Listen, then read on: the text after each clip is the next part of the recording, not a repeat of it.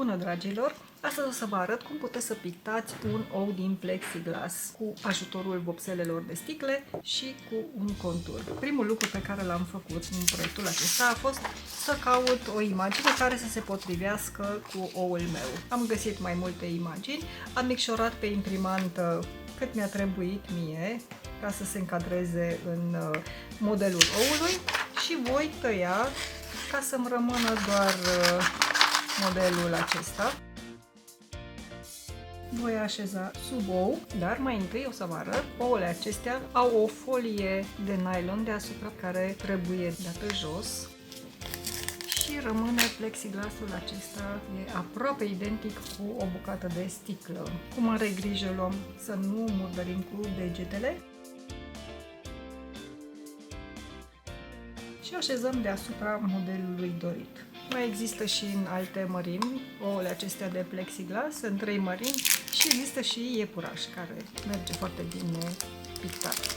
Voi folosi un contur auriu astăzi, puteți să folosiți și alte nuanțe de contururi, pentru că este un ou vesel și voi alege câteva culori roșu, galben, albastru și verde pentru a colora.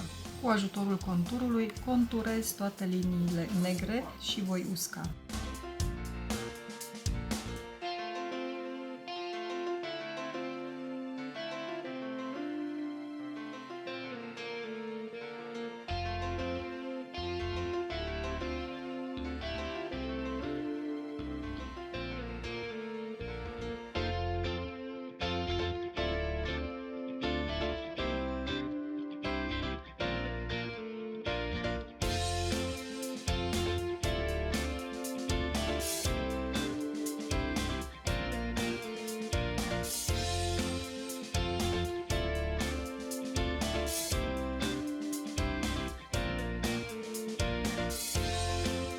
Am uscat conturul, după care încep umplerea prin picurare.